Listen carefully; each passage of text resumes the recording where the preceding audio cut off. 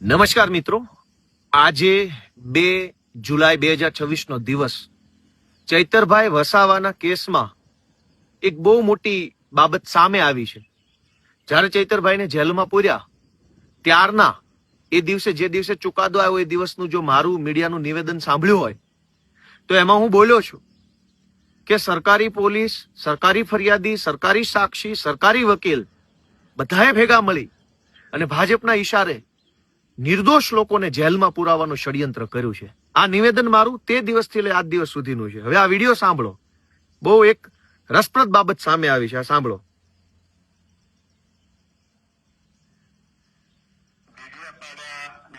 Forest officer પરના હુમલા, ખૂન અને ફાયરિંગના કેસમાં તાજેતરમાં નામદાર સેશન્સ કોર્ટે એમએલએ ચૈતર વસાવા સહિત અન્ય 8 જણને 7 વર્ષની સખત કેદની સજા કરવામાં આવેલી. એ કિસ્સામાં કાયદાનું કામ કર્યું છે, પણ એ કેસમાં જે સંવેદનશીલ બાબત એવી હતી, એક મહિલા કન્વિક્ટને 18 દિવસનું નવજાત બાળક હતું.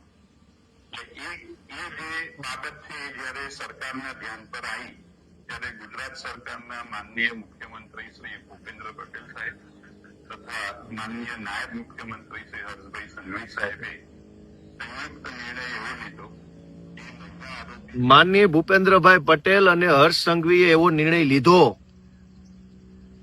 કે આ જે બેન છે એને જામીન અપાવી દેવા, છોડી મૂકવા.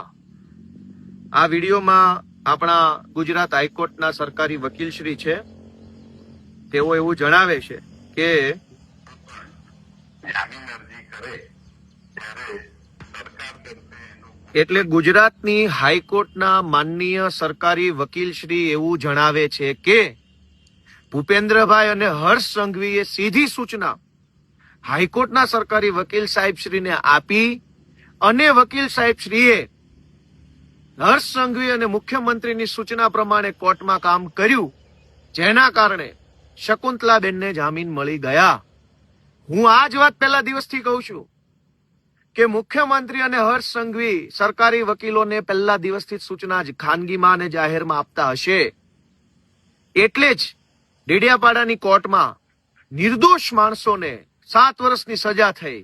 આ સ્પષ્ટ રીતે સાંભળો, ફરીથી હું તમને સંભળાવું. કેસમાં જે સંવેદનશીલ બાબત એવી હતી, એક મહિલા કન્વિક્ટને 18 દિવસનું નવજાત બાળક હતું.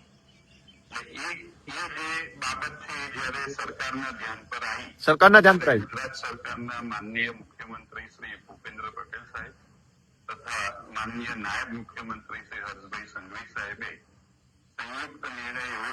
સંયુક્ત નિર્ણય લીધો. હર્ષ સંઘવી અને ભૂપેન્દ્ર પટેલે સંયુક્ત નિર્ણય લીધો કે ચૈતર વસાવાને ખોટા કેસમાં 7 વર્ષની સજા પાડી આદિવાસી સમાજને જાગૃત કરે છે એ કામ રોકવાનું છે. આ ખેલ આજે ખુલ્લો પડી ગયો. હાઈકોર્ટના માનનીય સરકારી વકીલ શ્રી પોતે બોલે છે કે એને સરકારમાંથી સીધી સૂચના મળી અને કોની અધિકારીની નહીં, કાયદા વિભાગના આઈએએસ ની નહીં, કાયદા વિભાગના સચિવ, ઉપસચિવ, નાયબ સચિવ, મદદનીશ સચિવ વગેરેની નહીં, સીધી ગૃહમંત્રી હર્ષ સંઘવી અને ભૂપેન્દ્ર પટેલની સીધી સૂચના મળી. તો એનો અર્થ એમ થયો કે આખા કેસની અંદર સીધી સૂચના ત્યાં બેઠેલા 2 માણસોએ આપી છે, ચૈતર વસાવાને જેલમાં પૂરવાની. અને હવે એવું કહેવામાં આવે છે કે માનવતાનો સંવેદનશીલ અભિગમ રાખ્યો. ભાઈ, ડેડિયાપાડાના કેસમાં રાજપીપળાની સેશન્સ કોર્ટમાં પણ સરકારી વકીલ હતા જ. તો રાજપીપળાની સરકારી વકીલ જે કોર્ટમાં સરકારી વકીલ છે એને મુખ્યમંત્રી અને ગૃહમંત્રીએ કેમ માનવતાનો સંદેશ ન આપ્યો? ત્યાં તો સરકારી વકીલે જે કઈ દલીલો કરવાની હતી એ કરી, ખોટી સજા પડાવડાવી. અને હવે મુખ્યમંત્રી સંવેદનશીલ થઈ ગયા, ગૃહમંત્રી માનવતાનો અભિગમ દાખવતા થઈ ગયા. શું કામ? કેમ કે આજે ડેડિયાપાડાના પીઠા ગ્રાઉન્ડમાં 1 લાખ આદિવાસીઓ એકઠા થયા ને એટલે માનવતા યાદ આવી. પહેલા તો તમે અમાનવીય કૃત્ય કર્યું. 18 દિવસનો એક દીકરો હોય એવી માને જેલમાં મોકલી. અને હવે આદિવાસી સમાજ આક્રોશમાં આવ્યો, જાગૃત થયો, બોલતા થયા કે કેમ અમારા નેતાને જેલમાં પૂર્યા છે. તો માનવતા યાદ આવી ગઈ હર્ષ સંઘવીને.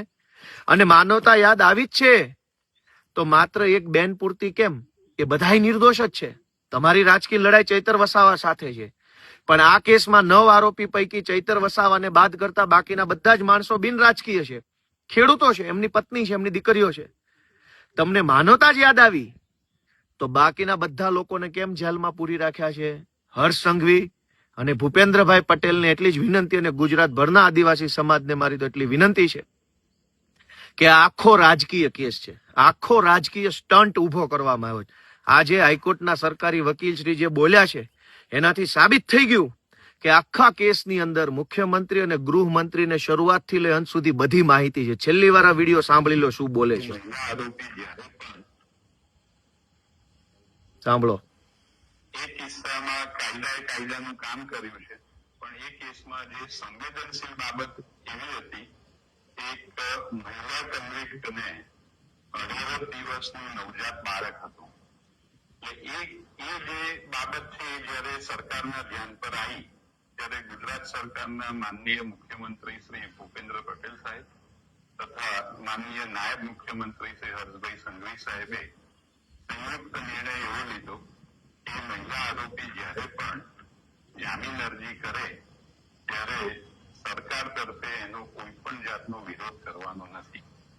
જેથી એ સૂચનાને અનુસરીને ગુજરાત સરકારના પ્રોસિક્યુટર તરીકે સૂચનાને અનુસરીને જ્યારે નાંદેડ એટલે હાઈકોર્ટમાં કે સરકાર સૂચનાઓ આપે છે, અને સરકાર સૂચના આપે એ તો હું સમજુ છું, પણ સરકાર સૂચના આપે તો સરકારનો કર્મચારી અધિકારી એનો ઓથોરાઇઝ માણસ આપે. મુખ્યમંત્રી ક્યારેય કોઈને સીધી સૂચના ન આપે. આમાં સીધી સૂચના આપી છે.